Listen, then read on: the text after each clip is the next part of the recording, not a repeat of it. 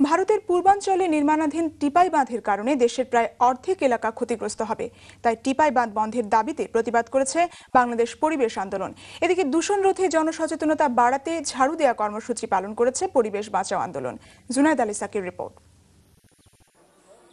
সিলেট সীমান্তে টিপাই বাঁধ নির্মিত হলে বাংলাদেশের সুরমা, কুশিয়ারা এমনকি মেঘনা নদী মরে যেতে পারে বলে আশঙ্কা করছেন পরিবেশবাদীরা। তাই টিপাই বাঁধ নির্মাণ বন্ধের দাবিতে মানববন্ধন কর্মসূচি পালন করেছে বাংলাদেশ পরিবেশ আন্দোলন, বাপা ও জাতীয় নদীরক্ষা আন্দোলন। সকালে রাজধানী শাহবাগে আয়োজিত মানববন্ধনে বক্তারা এ বাঁধের নির্মাণ কাজ বন্ধে সরকারকে বলিষ্ঠ ভূমিকা রাখার পাশাপাশি আন্তর্জাতিক অঙ্গনে বাঁধ নির্মাণের ক্ষতিকর দিক তুলে ধরার আহ্বান জানান। সহ কুমিল্লা, ব্রাহ্মণবাড়িয়া হয়ে সমস্ত মাটি স্যালিনিটি ডেভেলপ করে এই স্যালাইন ওয়াটার সিলেট শহরে পৌঁছবে আগামী 15 বছরের মধ্যে বাঁধ তৈরির পর। কেন্দ্রীয় বাংলাদেশ, উত্তর পূর্ব বাংলাদেশ সহ পুরাটাই মরুভূমিতে পরিণত হবে, স্যালাইন ওয়াটার হবে, ফসল ধ্বংস হবে, মানুষ ডিসপ্লেসড হবে।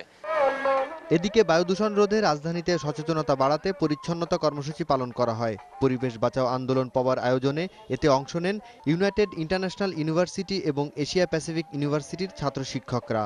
এ সময় রাজধানীর ধানমন্ডি ও সাত মসজিদ রোড এলাকায় রাস্তার পাশে ধুলো ময়লা ঝাড়ু দিয়ে পরিষ্কার করা হয়। জুনায়েদ আলী সাকি, দিগন্ত টেলিভিশন, ঢাকা।